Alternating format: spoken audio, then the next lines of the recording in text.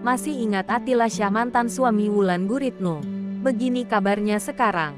Nama Attila Syah sempat menjadi sorotan publik setelah dirinya menikah dengan Wulan Guritno. Namun pernikahan mereka berakhir dengan perceraian.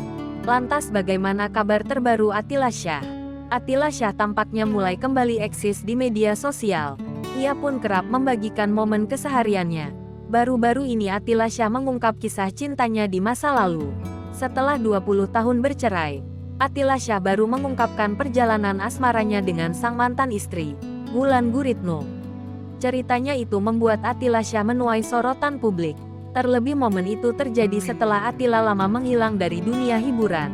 Dalam podcast di kanal YouTube Ferdi Elemen, Attila menceritakan awal mula kenal dengan Wulan Guritno. Di kesempatan itu, Attila juga meluruskan soal berita yang menyebutnya menikahi Wulan saat masih di bawah umur.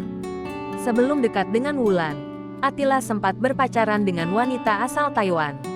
Lebih lanjut, Attila kenal Wulan saat membintangi sinetron yang sama. Mereka putus komunikasi saat Wulan bersekolah ke Inggris. Sepulang Wulan dari London, Attila tak sengaja bertemu dan kembali dekat. Hingga akhirnya Attila dan Wulan memutuskan untuk berpacaran.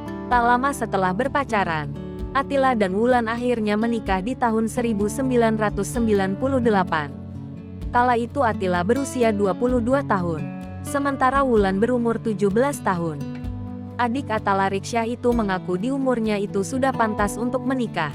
Namun, ia tak menyangkal ada kemungkinan pertentangan dari keluarga yang menyertai pernikahannya. Setelah menjalani bahtera rumah tangga selama 4 tahun, Attila dan Wulan memutuskan untuk bercerai pada 2002. Attila mengungkapkan tak memahami alasan keduanya bercerai. Ia tiba-tiba mendapatkan telepon dari kuasa hukum Wulan Guritno saat tengah syuting. Ia kemudian meminta kejelasan dari Wulan kala itu. Dari pernikahannya dengan Wulan Guritno, Attila Syah dikaruniai satu orang putri, Shalom Syahrazadi yang kini berusia 25 tahun.